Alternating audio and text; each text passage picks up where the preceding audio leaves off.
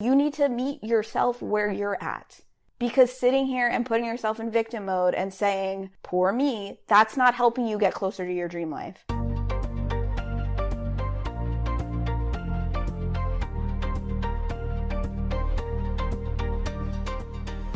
How many times have you thought about quitting your job and starting a new life? Hey, I'm Lindsay, the girl who actually did that. And now I'm on a mission to change the 9-to-5 narrative that dreading Monday and working for the weekend is normal and acceptable. My goal is to help you see your potential beyond your credentials, gain clarity on what it means to live life on your own terms, and build the confidence to go after your dream career. I'm here to prove to you that it's possible for you to do work you love, make a positive impact on the world, make even more money than you're making right now, and live a deeply fulfilling life. So let's dive in.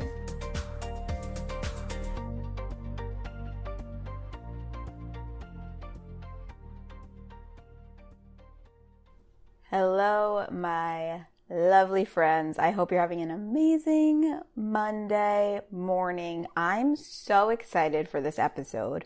And I actually am recording this kind of spontaneously. I had a different episode planned for today, but this has just been a topic that seems to keep coming up in my life recently. And so I really wanted to make this episode while I felt inspired. And you know when you read about something or you see something on TV and then suddenly it's just showing up everywhere in your life? That's how I feel lately about student loans and debt.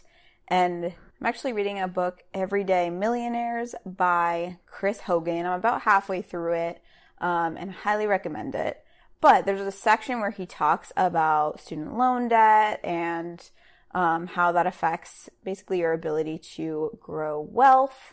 So ever since I started reading that book, I've also been getting a bunch of DMs from you saying that you feel stuck in your job and you have all this debt and you need to pay that off, so you can't really make a career change right now and you're feeling super stuck.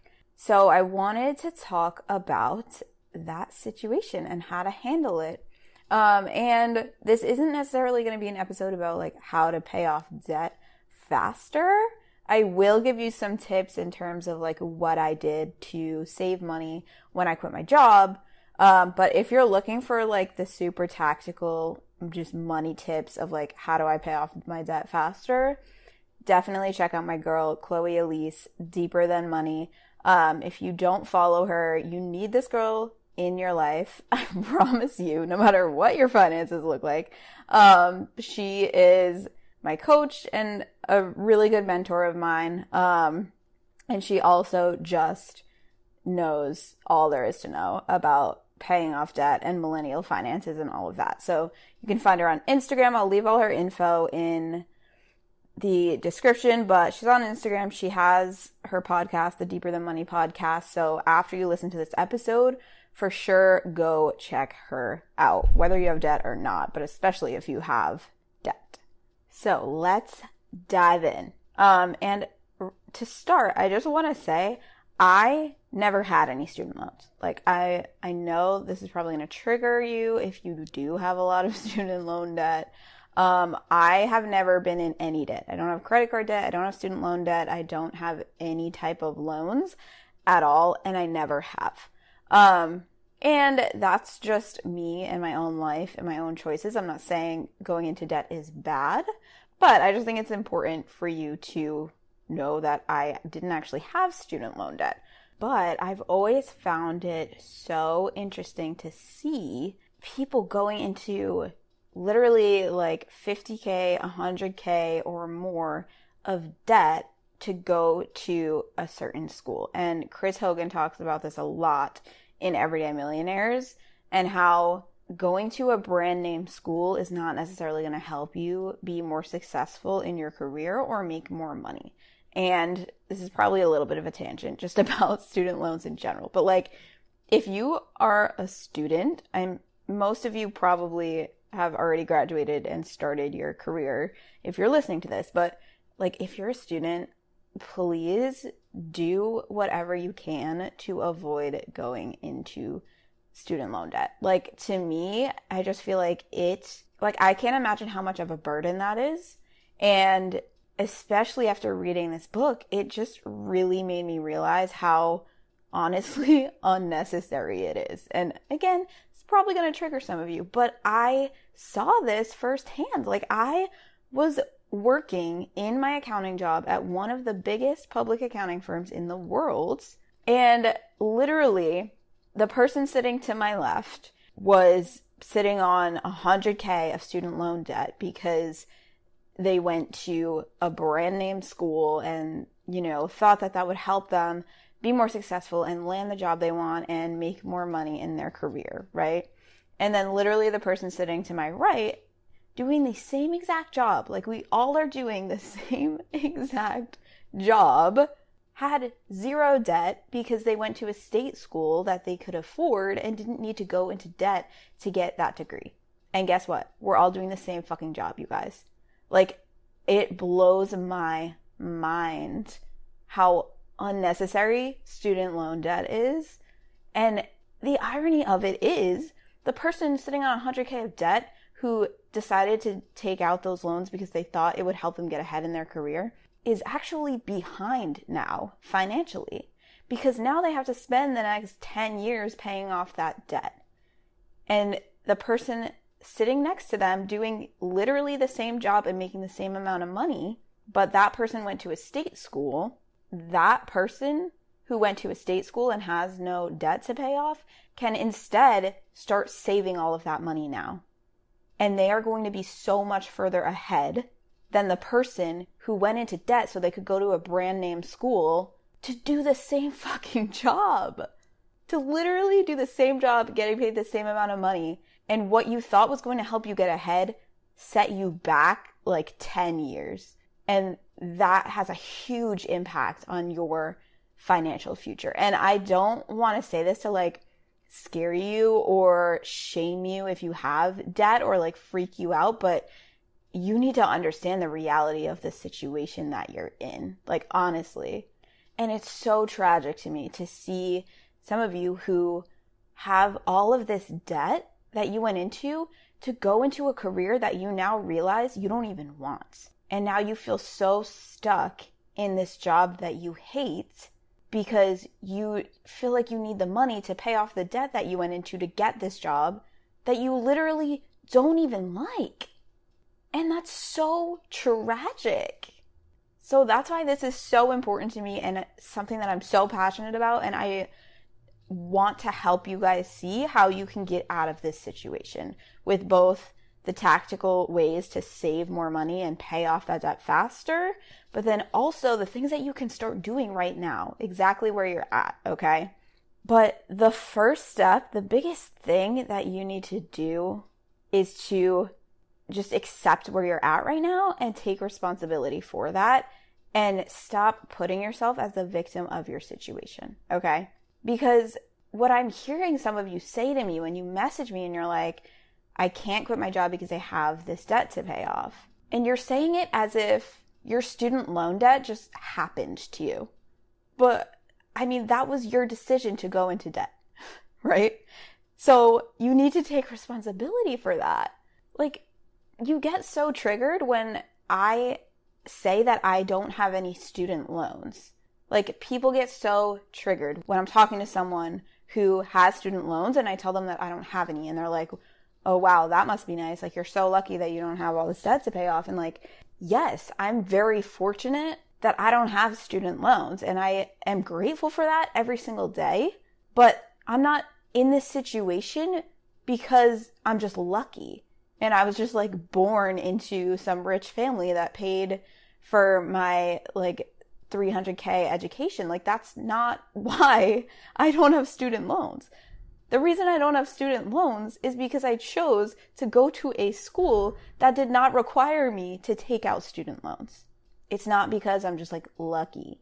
And I'm not saying that to shame you for wherever you're at, but you need to meet yourself where you're at. Because sitting here and putting yourself in victim mode and saying, oh, well, I don't have enough money in my savings to quit my job and I have all this debt, so I just can't do anything. Poor me. That's not helping you get closer to your dream life. So I'm being sassy today, but I'm being sassy because I need you to understand this. It does not help you to keep putting yourself in victim mode. Yes, it's easier. It feels better to put yourself in victim mode and blame your circumstances and blame your student loans and blame all these external things and say that those are the reasons why you are not happy with your life right now. It's a lot easier to blame other people and blame your situation than it is to take responsibility and say, wow, I'm the person who got me to where I'm at right now, and I hate where I'm at right now. Because that's a blow to your ego. But if you can take that blow to your ego and meet yourself where you're at, then you're going to be able to get to where you want to be so much quicker than the person who's just staying in victim mode and not taking any action toward their dream life because they want to just blame their circumstances on where they're at. So I may sound a little bit sassy today, but I promise I am on your side. I'm on your side. So we're going to get out of victim mode, okay? Because here's the difference, okay? When you're in victim mode and you're saying, I'm stuck in my job because I have student loans and there's just nothing I can do about it, then obviously you feel trapped. Like, that is a very depressing thought. And if you are the victim of your circumstances and you don't believe you can change them, then you're not going to change them. You're not going to take any action to change your situation as long as you keep placing yourself as the victim. So instead of thinking about all of the debt you have to pay off and feeling stuck in your situation, you need to say to yourself, okay, I made the decision to go into debt. I am where I am right now. What am I going to do about it? Where can I go from here? What can I do today to get me closer to the life I want to be living? So obviously, aim to pay off that debt as soon as possible, right? But there are also things you can do exactly where you're at with however much debt you have right now. I promise you. But you're not going to see those opportunities until you take yourself out of victim mode and recognize that you have the power to change your situation. And from there, you can start getting creative and you can start seeing the opportunities that are available and the ways that you can start moving closer to your dream life right now.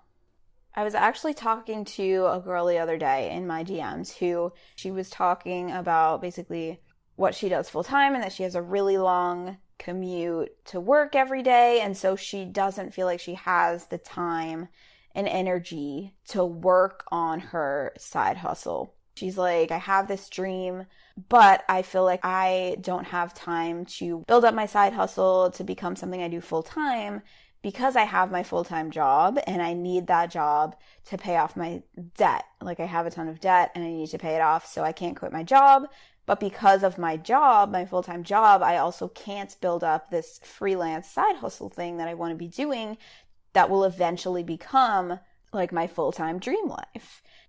So I asked her, okay, what are some things you can do right now to get you closer to start building up this dream that you have exactly where you're at without changing your situation at all, right? And here's the thing. She was so stuck in this victim mode of like, I have this job that I can't quit because I need the money to pay off my debt. It was like she either had this job that she's in with this long commute and no time to work on her side hustle, or she quit that job but then had no money. And I was like, why are those the only two options? Like, why can't you get a job that's closer to where you live and then use all that time that you used to spend commuting to work toward your side hustle and build that up? Like, why is that not an option, right? Could you ask to work from home a couple days a week and save some time there? And even if it's only like 4 extra hours a week that you used to spend commuting and now can work toward your dream, that's still 4 more hours every week that you're working toward your dream life instead of just getting further away from it and putting it off. Could you ask for a raise and then start using that extra money to pay off your debt faster? Like, you guys, first of all, I just need to talk about the concept of like asking for a raise, like asking for what you want, negotiating things. Like, this is something that so many people don't do. And I never used to think about negotiating a lot of things in the way that I do now. But this is one of those things where Chloe came in and just changed my freaking life and my entire mindset around negotiating. And now I negotiate things that I didn't even realize you could negotiate. Like, did you know that you can negotiate your rent when you get an apartment, or when your lease renews and your rent increases? Like, you can negotiate that. You can literally email your landlord and negotiate that. It's not set in stone. You can call your credit card company and negotiate a lower credit card interest rate. You can negotiate the prices of Airbnbs. Like, you can call your cable company or Wi-Fi or your phone bill. Like, those things are negotiable. And you can literally today probably find an extra like $1,000 in your budget just by negotiating things and asking for what you want and asking for a raise and just literally asking for those things. And I know for me, I used to be like super uncomfortable with the idea of negotiating because I was like, I don't know what to say and I feel super greedy. Like, that's gross. I don't want to ask for more money. Like, but I'm telling you, it is worth it. Like, one of my clients literally just from having a phone call lowered her credit card interest rate by 5%. Like, think of the impact that that can have if you have credit card debt and how much faster you'll be able to pay it off. So I promise you, it's worth having the uncomfortable 5-minute phone call and asking for a lower interest rate. And if you're like, I have no idea what I would even say, which is what I used to think, Chloe literally has a product. It's called the Negotiation Playbook. And she literally has templates, like copy and paste what to put in an email or what to say on the phone, like scripts of exactly what to say to start getting what you want and getting that raise and saving money so that you can pay off your debt faster. Okay. If you want her playbook, it's literally only $49. And I actually have a link and a code where you save another 20% on that. So I'll leave that in the description. But if you just go to bit.ly/negotiation playbook, that is bit.ly/negotiation playbook, and use that link and then use code Lindsay, just my name, all caps LINDSAY. You can get that playbook for $39 and save yourself money. Like, it pays for itself literally instantly. Just from using one of those templates, it'll pay for itself. But okay, tangent over. The point here is, once you take yourself out of victim mode, you can start seeing all the different opportunities that you have of getting ahead and getting to where you want to be faster. And no, maybe it's not the best option for you to just quit your full-time job and try to build up your side hustle, which, like, that's always an option, but probably not the best option from a financial standpoint if you don't have a lot of money saved up and you have a lot of student loan debt, right? But I feel like people have this idea, and maybe it's just people who come find me on my platform because that's kind of what I did. I just like up and quit my job literally and just like started building my business from ground zero. But I was able to do that because I was in a good enough financial place to do that. Like, I had no debt and I had a lot of money saved up. So I could do that. I didn't just I wouldn't have done that if I had student loan debt. I feel like so often we have an idea of how things should happen. And it's just like, people always ask me, like, how do I make this transition? Like, how do I get to a place where I can quit my job? And it's like, okay, but why are you assuming that it has to be done that way, where you just quit your full-time job and go all in on your dream? Like, I did that, but that doesn't mean that has to be what you do. Like, plenty of people are in full-time jobs and building up a side hustle, and then they get their side hustle to a place where it's providing a full-time income, and then they quit their job. Like, that's totally an option too. There's no right or wrong way to go about pursuing your dream, right? And just because you have this idea in your head that you want to just quit your full-time job and go all in, and you're not in a financial place to do that, doesn't mean that there's nothing you can do until you pay off your debt. There are plenty of things that you can start doing literally today But you're not doing them because you don't even see what those opportunities are because you're so stuck in your own victim mode. So here's what I would have done if I didn't have a lot of money saved up and if I had student loans, okay? First of all, I would have been thinking of ways to start saving more money and paying down debt quicker, right? So negotiation playbook is step one. If you don't have it yet, go get it. It's literally $39. So number one, that would have always been like my goal in the background is, okay, I want to start saving up money and I want to pay down my debt as fast as possible so that I don't have that burden anymore. But that doesn't mean I can't still make moves toward my dream life and pursue my passion until I'm debt free. Also, you guys, student loans are just one of the bills you have every month, right? Like, having that bill doesn't disqualify you from being able to quit your job, even if you quit your job without having, a steady paycheck coming in like I did, which again is not the way that you have to do it. But if that's how you want to do it, then you're going to do the same thing I would advise anybody else to do, which is make sure that you have enough money saved up to last you, I'd say at the very least 6 months, but preferably closer to a year worth of expenses in a savings account so that you can support yourself if you're not making much income, right? So all that means is you have to factor in your student loan payment into that amount, that monthly amount.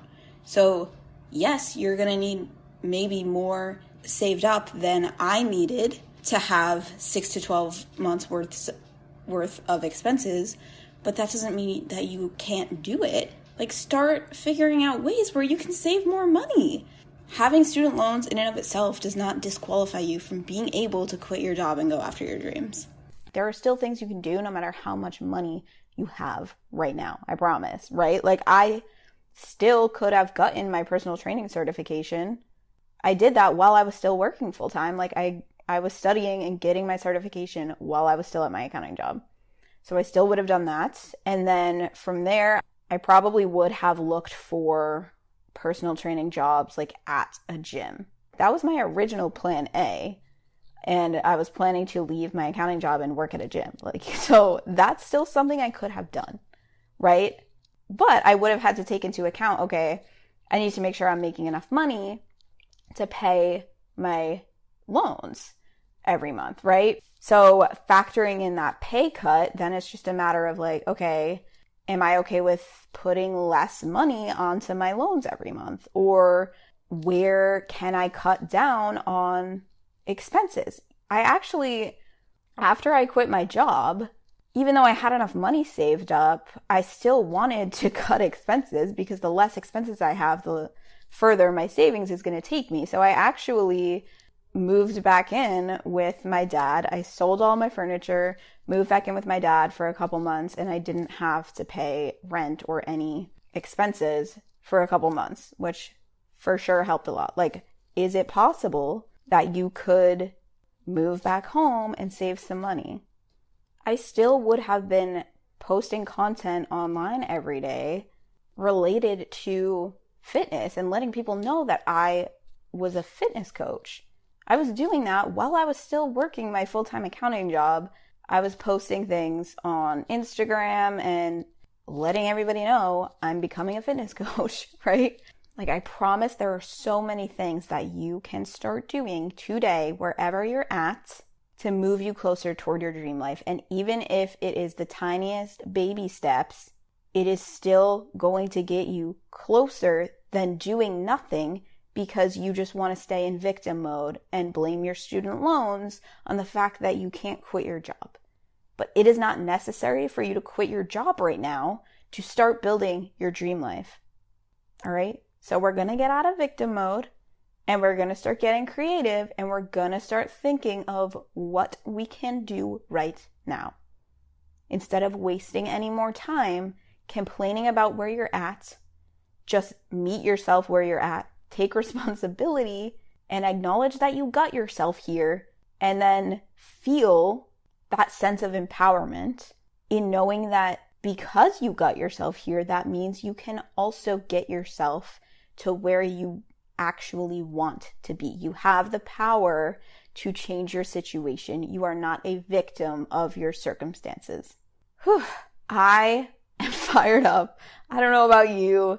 If this triggered you, I'm not even sorry because you probably needed to hear it.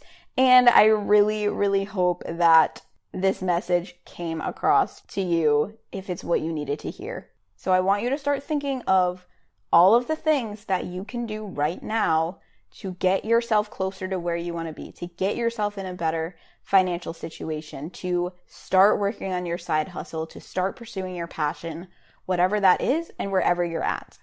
I would love to hear your thoughts on this episode. So if you want to leave a review, hop on over to Apple Podcasts and you can leave a review on there. I read all of them and I'm obsessed with them. And I just would love to see that you're listening to this. So feel free to take a screenshot, post it on your Instagram story, tag me so that I can see you're listening. And if you have a friend or a coworker or a family member who has student loans, please send them this episode because I just think it's such a powerful message that so many people need to hear. Don't forget, if you want to grab Chloe's negotiation playbook, use the link in the description, bit.ly/negotiation playbook, and the code Lindsay to save yourself 20%. I hope you have an amazing week, and I will talk to you next Monday.